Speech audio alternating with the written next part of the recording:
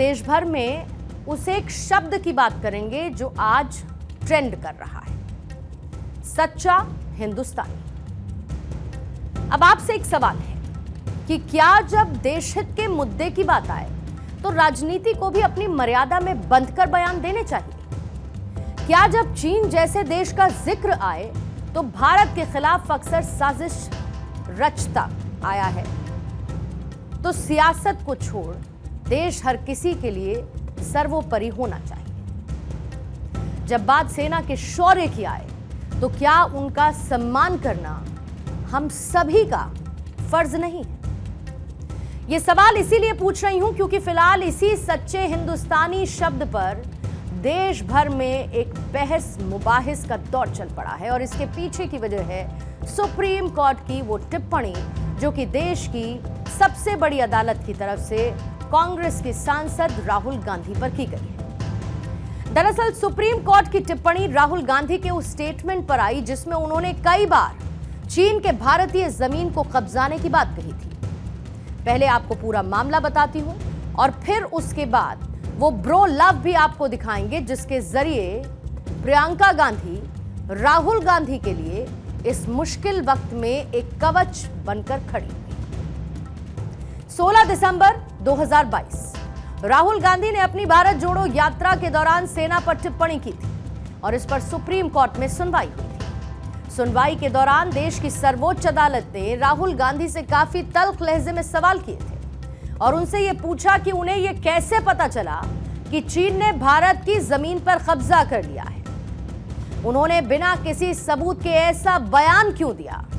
और इतना ही नहीं, कोर्ट ने यहां तक कहा कि अगर आप सच्चे भारतीय हैं तो इस तरीके की बातें नहीं करेंगे। साथ ही सुप्रीम कोर्ट ने राहुल से ऐसे मुद्दे संसद में उठाने तक की उन्हें हिदायत दी है। अब सुप्रीम कोर्ट की सख्त टिप्पणी के बाद राहुल पर उनके विरोधियों ने हमला बोला तो प्रियंका गांधी ने without wasting a second Rahul पर हो रहे हमले को जवाब के तौर पर देना शुरू कर दिया।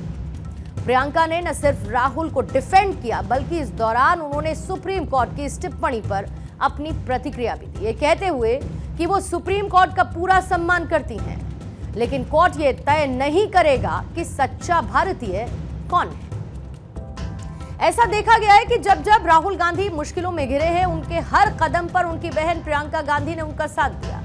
एक बार फिर से प्रियंका ऐसा ही कर रही हैं क्योंकि न सिर्फ उन्होंने इस मामले में राहुल को सही ठहराया बल्कि कई सवाल भी उठाए हैं। प्रियंका ने यह कहा कि सरकार से सवाल पूछना विपक्ष के नेता का कर्तव्य है और राहुल भी यही कर रहे थे। तो उन्होंने ये भी कहा कि राहुल कभी भी सेना के खिलाफ नहीं बोलेंगे, उनके प्रति राहुल सम्मान रखते हैं और राहुल की बातों को मिस इंटरप्रेट किया गया, यानी उनकी बातों का गलत मतलब निकाला गया। प्रियंका कुल मिलाकर यह समझाने की कोशिश करती हुई दिखी कि राहुल पर कोर्ट की यह टिप्पणी सिर्फ राहुल के स्टेटमेंट के गलत मतलब निकालने के चलते की गई है।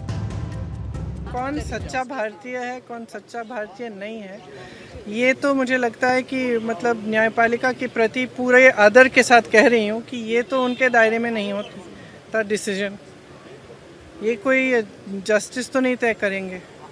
दूसरा, राहुल जी ने हमेशा आर्मी का, सेना का आदर किया है। उनके दिल में उन सेना के प्रति, सैनिकों के प्रति, उनके अफसरों के प्रति पूरी तरह से आदर है और हर भाषण में जब भी बोलते हैं, जब भी उनका हम कुछ भी भाषण या कोई भी टिप्पणी सुनते हैं उसमें वो आदर बहुत स्पष्ट दिखता है।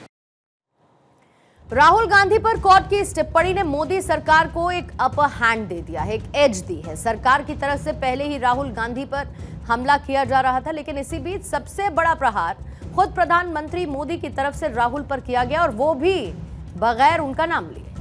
प्रधानमंत्री मोदी ने राहुल गांधी को लेकर किस तरीके से ये इनडायरेक्ट वाला डायरेक्ट अटैक किया, ये भी आप जान लीजिए। प्रधानमंत्री मोदी ने कहा कि उन्होंने बचपना किया है जिसके चलते उन्हें फटकार लगी है। प्रधानमंत्री मोदी ने राहुल के स्टेटमेंट की न सिर्फ आलोचना की बल्कि उन्होंने इसे पांव पर कुल्हाड़ी मारने जैसा बताया। उन्होंने ये भी कहा कि जब सुप्रीम कोर्ट ने खुद ही ये कह दिया तो हम और क्या कह सकते हैं। ये सिर्फ पत्थर पर पैर रखना नहीं है, ये तो सांड को आक्रमण के लिए आमंत्रित करने जैसा है। दरअसल आज एनडीए संसदीय दल की बैठक हुई थी। ऑपरेशन सिंदूर को लेकर प्रस्ताव पारित किया गया। प्रधानमंत्री मोदी की अध्यक्षता में संसद परिसर में यह बैठक हुई। एनडीए संसदीय दल ने ऑपरेशन सिंदूर और ऑपरेशन महादेव के दौरान दिखाए गए भारतीय सशस्त्र बलों के साहस और अटूट प्रतिबद्धता को सलाम किया। इस दौरान प्रधानमंत्री मोदी का जोरदार स्वागत भी हुआ और इसी बैठक के दौरान प्रधानमंत्री मोदी ने राहुल पर यह हमला बोला, जिस पर अब सियासत भी जोरों पर शुरू हो चुकी है। न्यायपालिका उनको अगर कह रही है कि एक एलओपी को जिम्मेदारी से बोलना चाहिए, 2000 वर्ग किलोमीटर आप कहेंगे कब्जा कर लिया चाइना ने, कोई सबूत हो? आप कहेंगे कि आज चाइना के लिए पाकिस्तान की भाषा आप बोलेंगे, आप सेना का मनोबल गिराएंगे। तो अगर इस पे न्यायपालिका ने उन पे कोई टिप्पणी की है तो प्रियंका ने उनका बचाव नहीं किया, न्यायपालिका का अपमान किया। इस पर कम से कम सुप्रीम कोर्ट को नहीं कहना चाहिए। सुप्रीम कोर्ट का जो मुख्य काम है कानून का व्याख्यान करना है। ये लीडर ऑफ अपोजिशन या चाहे सत्ता पक्ष हो चाहे विपक्ष के है, जो राजनीतिक बयानबाजी होती है उस पर सुप्रीम कोर्ट को नहीं कुछ कहना चाहिए कि सुप्रीम कोर्ट प्रूव करे कि ये सही है कि ये गलत है। सुप्रीम कोर्ट का जो रिडक्शन नहीं बनता है, गलत। इस फाइंडिंग के बाद क्या राहुल गांधी के पास कोई नैतिक अधिकार बचता है कि वो एलओपी के पद पर बने रहे, जब सुप्रीम कोर्ट कह रहा है कि जो तथ्यहीन प्रोपेगेंडा भरी बातें उन्होंने की है वो कोई भी भारतीय नहीं करता, एलओपी तो दूर की बात है। तो जज साहब को यह भी बताना चाहिए कि कहाँ रखें बात। लोकसभा में बोलने नहीं देते, माइक बंद कर दिया जाता है।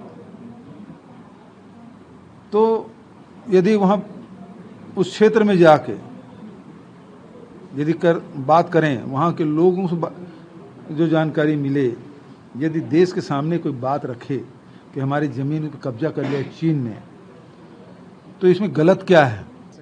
इससे ज्यादा सख्त टिप्पणी सुप्रीम कोर्ट संवैधानिक पद पर बैठे हुए व्यक्ति पर नहीं कर सकता। राहुल गांधी जी अगर चुल्लू भर भी शर्म बाकी है, हाथ जोड़ के समस्त देशवासियों से माफी मांगे। और सभी राजनीतिक दलों का ये मानना है कि देश के मुद्दों को उठाना हमारा कर्तव्य है।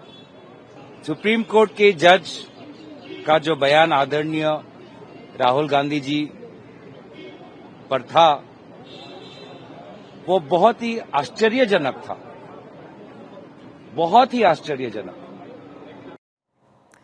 राहुल गांधी पर हमला बोलते हुए जिन शब्दों का प्रधानमंत्री मोदी ने इस्तेमाल किया उसका भी विश्लेषण जरूरी होता है। प्रधानमंत्री की तरफ से जिन कीवर्ड्स का इस्तेमाल किया गया वो था बचपना, पांव पर कुल्हाड़ी और साथ ही रणनीतिक चूक और सबसे बड़ी फटकार जैसे शब्दों का इस्तेमाल, जिससे ये रिफ्लेक्ट होता है कि राहुल को लेकर आने वाले वक्त में सरकार की स्ट्रैटेजी रहने क्या वाली है। और सरकार इसको लेकर एक तरफ जहां पर राहुल गांधी पर हमलावर नजर आई तो प्रियंका गांधी ने राहुल का सपोर्ट किया, लेकिन प्रधानमंत्री का यह बयान बीजेपी की आगे की रणनीति को रिफ्लेक्ट करता है।